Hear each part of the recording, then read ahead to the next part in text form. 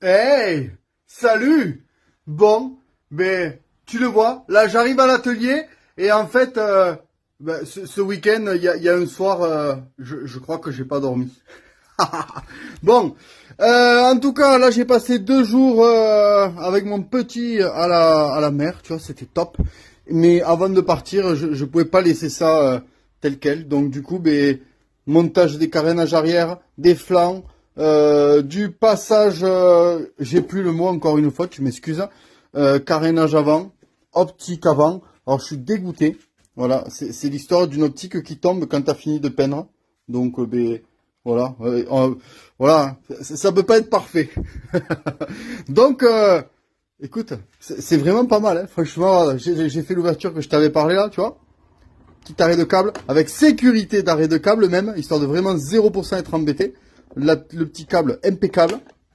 Les petits colliers en sécurité, même s'il y a les vis qui sont présentes, histoire de vraiment être pas embêté. Et du coup, c'est ça que je te disais dans les dernières vidéos, tu vois là. Et ici, en fait, il y avait des craquelures. Moi, je ne sais pas mastiquer du tout, les gars, donc ben, je les laisse. Étant donné que c'est une des premières choses, malgré les patins, qui va toucher. Donc, quand tu penches, forcément, ici, tu tombes, ça vient taper ici, et logiquement, ça va taper ici. Bon, l'arrière, c'est par choix. Il y avait vachement de modifications à faire pour mettre des tampons. Et là, je n'avais pas envie de le faire. Alors, je me suis présenté aussi la dernière fois à temps perdu un passage... Oula, je rote en même temps, désolé. Un petit passage de roue. Et je sais pas si je vais le laisser, parce qu'en vrai, dessous, c'est noir. Et j'ai pas l'impression que ce soit violemment moche. Donc ça, je vais le sortir. Et donc, aujourd'hui, la vidéo, ça va être remplissage. On va voir combien on met là-dedans. Voilà. Ensuite, mise en place du carburateur. Carburateur, putain d'ailleurs j'ai pas coupé un collier, tu vois, là j'étais vraiment trop fatigué, je crois que j'ai oublié la moitié des choses. Donc là, alors te fais pas avoir, ça c'est la durite du trop plein de, tu sais quand tu remplis, si t'en mets en fait sur le côté, ça vient tomber ici et ça partira du coup dans le récupérateur. À savoir aussi la durite de la transmission, je l'ai mis là pour l'instant, mais il faut qu'elle parte dans un récupérateur. Et les durites de carbu iront également dans le récupérateur que je vais mettre ici. Donc ben voilà, donc ça faut que je le coupe. Donc là je vais mettre en place carburateur, remplir ça. On va mettre un petit peu d'essence. Et logiquement tout à l'heure on va démarrer le coco. Voilà, on va voir ça et on lui fera une ou deux chauffes. Manière de voir que ça tourne rond. Roder un petit peu le cylindre et le piston qui est à 8 centièmes. Et puis bientôt les tests. Bon, et là, je me regarde la pièce que je viens d'ouvrir, que j'avais commandée. Et hop, on va s'allumer un petit peu la lumière. Et je te montre, et je t'explique. Donc, bon, j'ai laissé un indice flagrant. Hein. Si tu sais, tu sais. Donc voilà, le jeu des différences. Donc les mecs, là, on va faire un cours très précis. Hein. K-Ine 28. Pas du tout original, donc on va pas se le cacher, c'est un AliExpress. Donc ça c'est le revendeur Sudco. En fait c'est le haut de gamme du AliExpress. Alors K-Ine, le K-Ine pour être précis, il est bien écrit, voilà. Par contre il y a 2-3 choses qui tiltent. Pour les reconnaître les gars, on va faire, il y a 2 trucs très simples. Un 28 K-Ine PWK n'a pas de PowerJet. PowerJet, la vis ici, elle doit être en ferraille métallique, voilà. Les molettes en plastique comme ça, ça c'est typiquement chinois. Hein. Normalement, alors là j'en ai pas sous le nez pour t'en montrer un. Voilà, elles doivent être comme ça. Donc là c'est un Oco, hein. Ça c'est d'époque, ça c'est un truc qui avait marché à l'époque mais il avait pété. D'ailleurs je crois qu'il fonctionne encore. Hein. Voilà, les K-Ine tu as vraiment ça et bon là celui-là il a le PowerJet mais il est juste sorti. Hein. Donc voilà pour le petit exemple. Mais voilà, pour faire très simple, avec ces 2 choses déjà, tu sais si c'est un K-Ine ou pas. Couvercle, pas de la même couleur. Après la visserie, c'est sensiblement la même. Voilà, là tu le vois, le petit autocollant Sudco. Et ensuite, là, on voit clairement, tu vois, en dessous du K-Ine. Là, ici, tu as des codes, là. Hop, je sais pas si on va les voir. Franchement, ils sont... Tu vois que c'est pas authentique, quoi. Et là, Et puis les petits traits verts pour faire genre que c'est le... Ça, c'est vraiment pour faire genre, ouais les gars, on a vérifié. Bon, après, Sudco, j'en ai déjà monté plusieurs. Moi, Sudco, j'ai jamais été embêté avec. J'ai eu monté les 38 Air Striker sur du 2,5, sur du 125, sur vraiment plusieurs motos. Du 28 également, franchement, jamais embêté. Voilà, bon. Voilà, on n'est pas sur de la ultra haute compétition où toujours pareil, on va pas aller chercher les 0,2 chevaux. Et encore, donc c'est vrai que souvent, j'en parle, mais alors à l'époque, Tournoi Racing en avait parlé. Il les testait sur banc, aucune différence. Voilà, là ça va être juste sur la fiabilité dans le long terme. Un Cayenne 28 authentique. Qu'on se le dise, hein, si vraiment tu fais pas n'importe quoi, que tu le tapes pas par terre, tu le tiens 10 ans, le carbu, sans rien modifier, ça bouge pas. Hein. Là, t'es pas sûr qu'on tienne 10 ans. Mais, voilà, ça coûte 30 euros, je crois. 30 euros pour être honnête. Voilà, bon, allez, je monte tout ça et puis je te montre après. Bon les mecs, étape importante. Remplissage du liquide de refroidissement qui là en l'occurrence pour le début c'est de l'eau tout simplement parce que je n'en ai plus et de toute façon sur un engin qui va sur piste on met de l'eau déminéralisée ou de l'eau pas de liquide de refroidissement si tu veux. Et si tu veux une astuce, je sais pas si tu vas voir les vapeurs, mais moi pour voir si le circuit est bien purgé, pour voir si ça va bien partout, j'utilise de l'eau ultra méga chaude sortie du robinet en direct live du Cumulus. Donc là, je mets 1 litre, 1 litre d'eau chaude du coup, comme ça je vais pouvoir voir si ça a bien circulé dans tout le circuit. Franchement, je te mens pas, j'ai mal au bain tellement c'est chaud. Donc voilà, on va bien voir. Donc là, est-ce qu'il y a des fuites? Hop, la fuite c'est moi, je viens de tout lâcher. Un peu trop vite, désolé, c'est parti trop vite. Bon, je n'ai pas de fuite, visiblement, donc écoute, bête et méchant, on continue. Allez, j'ai été remplir la deuxième bouteille. On va t'en mettre 2 litres. Ça m'étonnerait pas, hein, vu la grandeur du bordel. De toute façon, dans un circuit normal, tu mets quand même généralement 1,2 litres. Hop.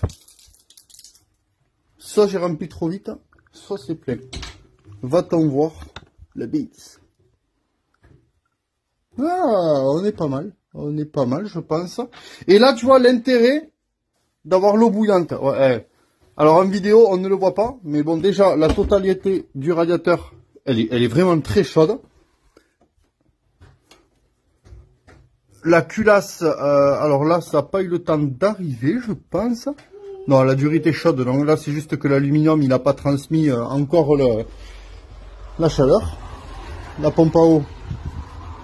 Ouais, la pompe à eau, il y a un début de tiède. Donc là, écoute, je pense... Et je t'aurais bien montré la chaleur, mais le problème, c'est que j'ai commandé un petit compteur Kozo avec la sonde et tout, et en fait j'ai oublié la micro batterie pour l'alimenter.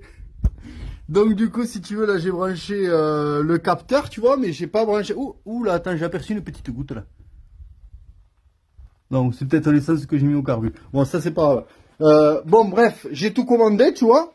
Hop là, j'ai commandé le petit Kozo, j'ai commandé son petit support. Il y a le câblage, il y a tout, hein. Mais j'ai pas commandé la petite batterie.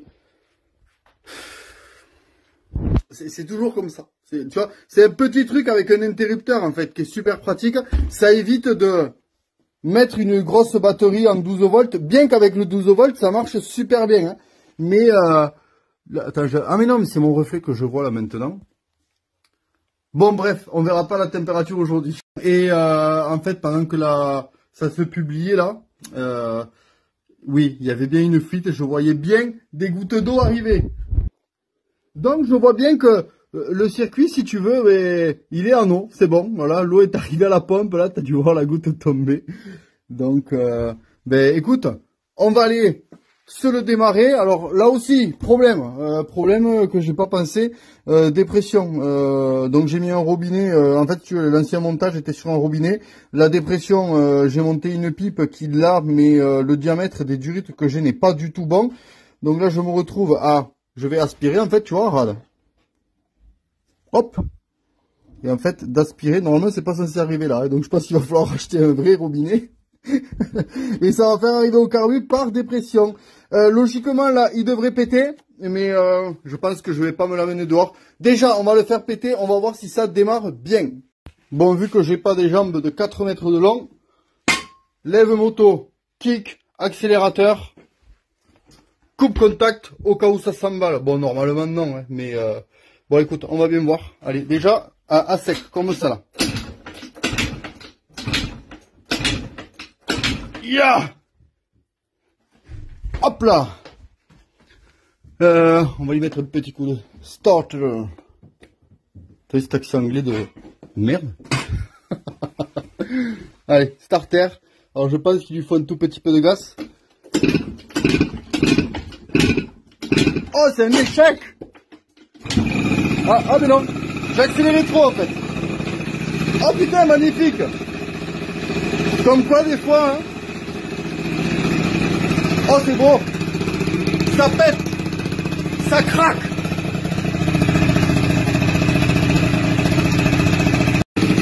Bon, le moteur, je sais qu'il est étanche, mais je te montre un truc. Voilà, pas de prise d'air à l'échappement au moteur. Déjà, si ça s'éteint comme ça, direct, c'est très bon signe. Bon, bah écoute, ça pète. J'ai un peu enfumé l'atelier. Écoute, alors l'essence, elle transite, c'est bizarre, vu qu'il n'y a pas la dépression. Je crois qu'on va l'amener dehors, va. Eh, on va s'y mettre un petit coup de... On va voir ça. Voilà, et vu que j'aime bien vous montrer la réalité des choses, mais on y va en direct dehors. Et tu vois, moi je suis juste un mec chill qui aime faire de la mécanique. Tu vois, j'ai ma petite piscine. Il y a le pâte à pauvre qui nous garde à la maison. Bélec, il arrive en haut du grillage, il te défonce ta gueule. Voilà.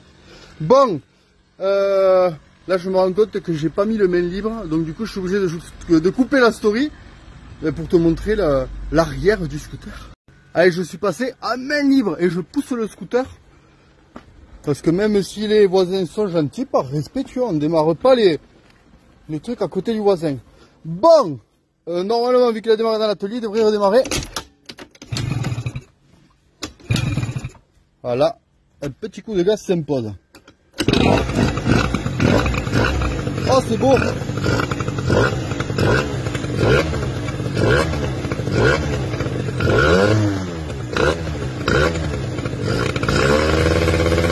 Oh, c'est cool! Oh, ça tue! Je suis content.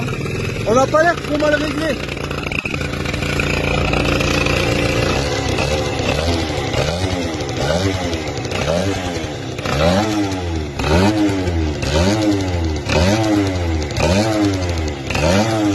Bon, si tu veux là concrètement, j'ai aspiré dans le tuyau là de la dépression et je la laisse en pression avec mon doigt.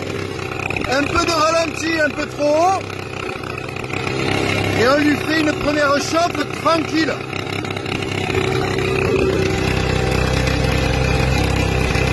Et la pompe à eau fuit. Bon, là on aura un petit joint à faire, c'est dommage.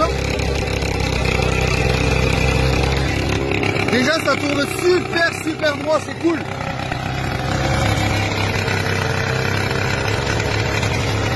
J'aime quand ça se passe bien comme ça.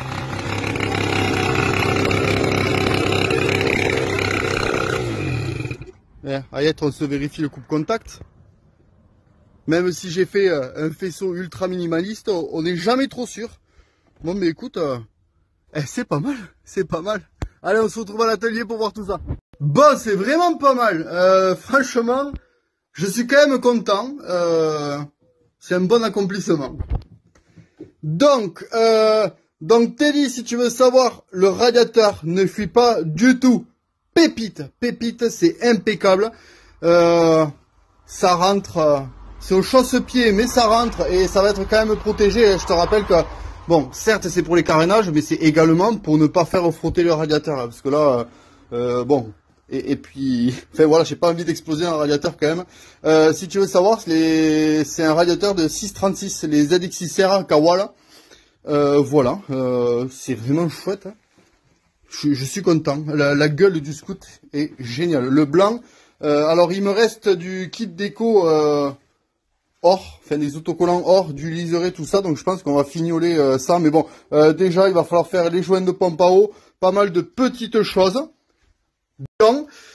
et ensuite on pourra envisager la déco. C'est vrai que la déco, c'est rare que je la fasse avant d'avoir fini, enfin, je préfère finir mécaniquement. Moi, je sais pas comment expliquer ça concrètement, mais moi je suis pas le genre de mec qui vise tout dans le tuning et avoir une mécanique qui va tomber en rade dès la première session de circuit dans la première heure. Bon, certes, il peut y avoir des petits problèmes mécaniques, mais c'est vrai que moi j'aime bien, enfin vous le savez de toute façon, j'aime bien fignoler les petites choses moteur, la métrologie, les petites pièces qui font la différence, les trucs dans les jeux, dans les normes. Que ce soit sur Scoot, sur Blaster, sur Cross, de toute façon, les gars, il y a que comme ça qu'on est tranquille, parce que quand tu te tapes 300 bornes, et ça m'est déjà arrivé, tu te tapes 300 bornes, tu fais 5 minutes, tu trouves un piston parce que ton avance à l'allumage s'est décalé, tu l'as pas vérifié. Bref, c'était avant. Voilà. Maintenant, on est des adultes. À 36 ans, on devient adulte. Voilà, tu fais des projets, tant pis s'ils sont pas sortis pour le week-end. Parce que je vous vois, les jeunes de mon village. Le scooter, il est pas fini, mais on va taper les roues avec les collègues, là. Il n'y a pas les lumières, rien, on s'en fout. Tout ce qui compte, c'est la gloire de moi. D'aller taper la roue devant les nanas. Et les copains. Voilà. Ouais, ça va. Allez. On a tous été jeunes. De toute façon, c'est des passades. Et si ça, je m'en suis rendu compte il n'y a pas super longtemps. Un mec à qui j'ai acheté, il m'a dit, ouais, mais vous, les darons, vous faites toujours des trucs carrés. Ouais, mais c'est bien. Alors, t'en prends pour ton grade parce que déjà, on utilise le mot daron contre toi. Enfin, pour te qualifier. Mais c'est bien parce que, voilà, tu sais que on te fait confiance pour sortir des bonnes choses. Et ça fait plaisir. Bon, assez de blabla. Donc, je vous remercie d'avoir suivi les stories jusqu'à la fin. C'est vrai, je le dis pas spécialement souvent. Souvent, je dis une connerie à la fin. Mais franchement, merci pour ceux qui regardent les stories jusqu'à la fin. Et, de toute façon, j'ai pas 10 000 vues sur les stories. J'ai pas 1000 vues d'ailleurs non plus. Les bonjours, c'est 800, 900 et... Ouais, 800, 900, c'est quand j'ai un peu de chance. Mais des fois, on arrive à 700. C'est pas mal. Le week-end, un peu plus. Donc, merci. Merci à ceux qui regardent. On continue les petits projets sympas. Mais, voilà, mais comme toujours, il va falloir que je range mon atelier. Voilà, il y a de tout partout. Bon, encore là, c'est soft. Ça va. Donc, je te relaisse sur ces petites images du nitro d'endurance. Ça va être chouette. Ça me tarde. Ça me tarde de vous le montrer, le mettre en i et puis à le comparer parce que j'ai encore le nitro en 94 Bidalo Factory. Et en fait, celui-là, il va me servir d'étalon pour régler l'un et l'autre parce que l'autre, j'ai un gros problème. Test de pointe, si tu veux, je finis sur ça. Voilà. Et ça, je dis à chaque fois aussi, je remarque. Grosse transmission, 1539, primaire. Primaire en 14, j'ai plus le truc, mais bon, c'est une transmis qui, moi, je mettais à l'époque, sur mon Mac G en fast, c'était 151 km/h GPS à grosso modo 14 200 tours minute. Bon, bref, mais là, le problème, c'est que j'ai beau essayer tout ce que je veux, en réglage de variation, tout ça, le truc, il décolle pas à plus de 100 km/h. Alors, c'est un avion au démarrage, c'est incontrôlable, c'est trop violent même. Mais après, si tu veux, il monte comme une balle, on va dire à 85, et après, il chope pas la deuxième variation. Donc là, j'ai quasiment à peu près les mêmes pièces, mais sauf que c'est une transmis 1441 primaire en 14. Donc logiquement, enfin voilà, si tu veux, je vais pouvoir intervertir les transmis aussi et me faire une idée du problème de l'autre, quoi, surtout. Donc je vous laisse sur ça. Je vous souhaite une bonne soirée. C'était un bon mardi où on a fait démarrer le truc. Je vous dis tchuss, bonne soirée et merci encore. Ciao.